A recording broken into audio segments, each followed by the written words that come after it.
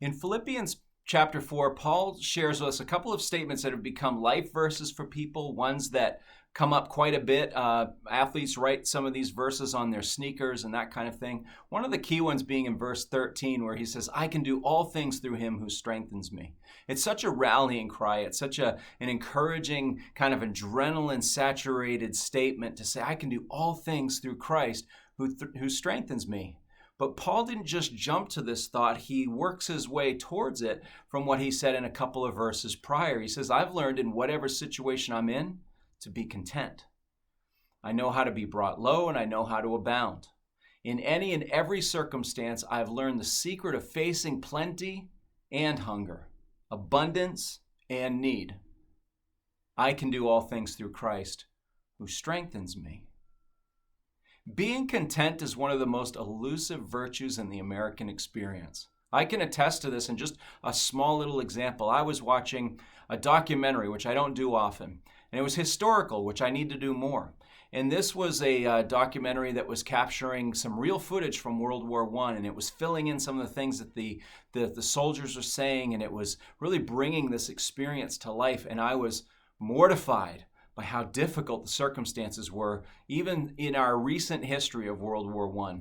I couldn't believe the conditions. I couldn't believe the sacrifice. I couldn't believe the grotesque nature of war coming in full color on my screen. And I was moved by how much I represent a generation that doesn't know how to sacrifice or doesn't know how to give those things up. Do you know what I did the moment the documentary was done? I expressed some irritation that I had to get up off my couch and do something I had forgotten to do earlier.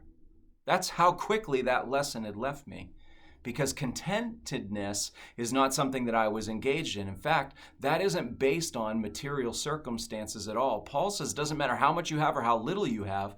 This is based on a heart focus of worship.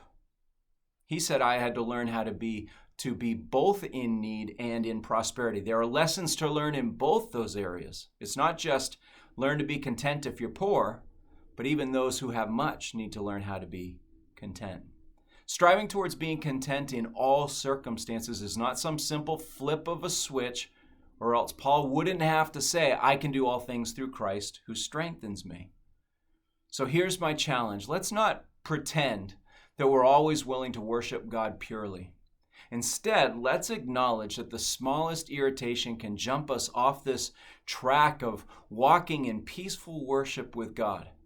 Instead, let's confess this as sin, which it is, so we can allow the forgiveness of the cross, the forgiveness of Christ's grace, to put our hearts back on track in our pursuit of being thankful for whatever God has sent our way. That's what contentedness looks like, and that's the discipline that gets us there.